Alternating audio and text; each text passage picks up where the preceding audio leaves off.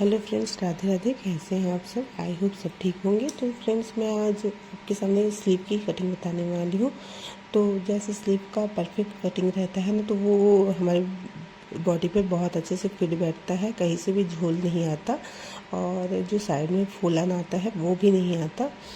तो स्लीव का जो फिटिंग है वो इसलिए इम्पोर्टेंट होता है क्योंकि स्लीव से ही हमारा कंधा जो गिरने का डर रहता है, एक तरफ से खींचता है, वो इसी कारण से है।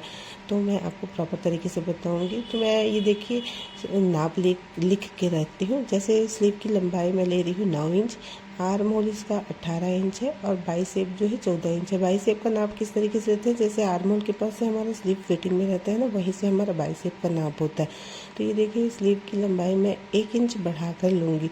जैसे 9 इंच है मेरा, तो मैं उसको 10 इंच पर लूँगी। सबसे पहले मैं तो कपड़े को बराबर कर लूँगी। कपड़ा बराबर नहीं था तो यहाँ से ये कपड़ा बराबर कर लेती हूँ। तो यहीं से मैं 10 इंच पर मार्किंग करूँगी और देखिए ये यहाँ तक आ रहा है 10 इंच। ये 10 इंच पर मैं मार्किंग करके मोहरी के साइड से भी सीधा कर लूँगी। मोहरी मेरा 5 इंच का है फिटिंग में और उसमें मैं सिलाई मार्जिन भी ले लूँगी। तो ये देखिए मैं इस तरीके से मार्किंग कर लेती हूँ। बाइसेप पर ही हम जो फिटिंग की लाइन है वो बनाएंगे। मैं सबसे पहले बाइसेप का फार्मूला आपको बता देती हूँ। जैसे बाइसेप मेरा 14 इंच है, उसको 2 से डिवाइड करेंगे। 14 को 2 से डिवाइड करते हैं तो आता है 7 इंच। देखिए 14 को 2 से डिवाइड किए आया 7 इंच और 7 इंच पर मैं हाफ इंच प्लस करके लूँगी लूजिंग के लिए। ये हाफ इंच प्लस कर दी तो हो गया 7.5 इंच। तो जो ब्लाउज़ का बन साइड है ना, फोल्डेड साइड है, वहाँ से मैं 7.5 इंच पर सीधी लाइन मार्किंग कर लूँगी। तो ये देखिए मैं 7.5 पर सीधा लाइन मार्किंग कर लूँगी और इसी लाइन पर हमें आर्म होल का निशान लगाना रहता है। जैसे हमें कन्फ्यूजन रहता है ना कि किस साइज़ में कितना हम आर्म होल का गहराई लें। तो ये कन्फ्यूज़न इस तरीके से अगर हम कटिंग करते हैं तो इस तरीके से हमें कन्फ्यूज़न नहीं रहता कि हमें कितना गहराई लेना चाहिए। तो मैं आपको यही तरीका बताऊंगी। सबसे पहले तो हमारा जो ये बाइसेप का नाप है वो सभी तरफ से फिक्स होना चाहिए कि 7.5 पर हम सीधा लाइन बनाएं और इस तरह से हम क्रॉस में आर्म होल का नाप लगाएंगे और इससे हमारा जो गहराई है वो भी निकल कर आ जाएगा। तो ये देखिए ये जो आर्म होल का कोना रहता है वहाँ से मैं नाप लगाऊंगी। तो जहाँ पर हमारा बाइसेप पे 9 इंच आएगा वहीं पर मैं मार्किंग करूँगी। सबसे पहले मैं जो बाइसेप है उसको हाफ करके एक मार्किंग कर लेती हूँ, सीधी लाइन इस पर भी लगा लेती हूँ। ये हमें फिटिंग देने के लिए ये भी इम्पॉर्टेंट होता है। तो देखिए ये सबसे पहले मैंने बाइसेप पर हाफ करते हुए एक मार्किंग लगा ली। स्क्वायर, ये स्क्वायर सा बन जाएगा। तो ये देखिए सब क्या है, जो आर्म होल का कोना है ना, मैं वहीं से नाप लगाऊंगी।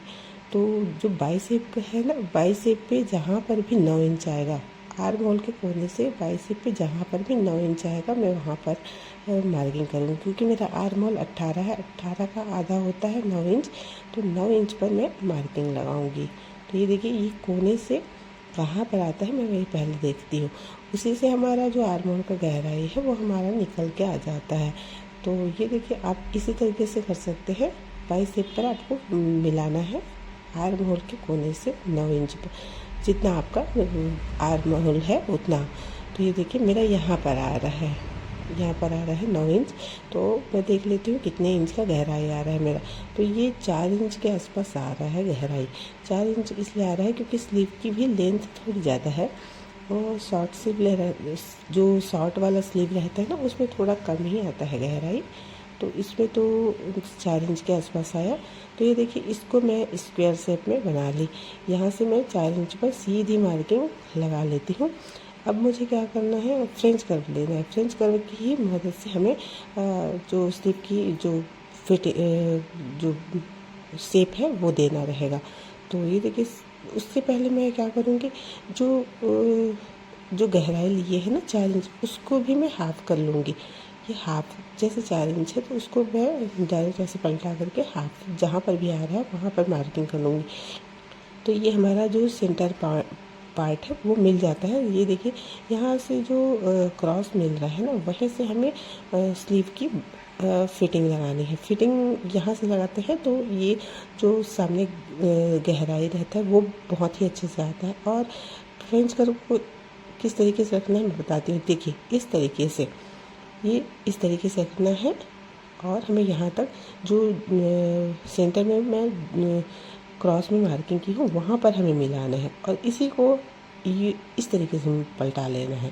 डायरेक्ट जैसे यहाँ से किए हैं उसका अपोजिट इस तरीके से हमें मिलाना है। और जो हमारा बाइसेप पर आर्म होल का निशान आया है ना, फिटिंग का लाइन, वहीं से मिलाते हुए ये सेंटर पॉइंट पर मिला देना है। तो ये देखिए ये यहाँ से ये नाप आ गया और जो सेंटर पॉइंट है वहाँ से हमें 0.75 बाहर निकलना है।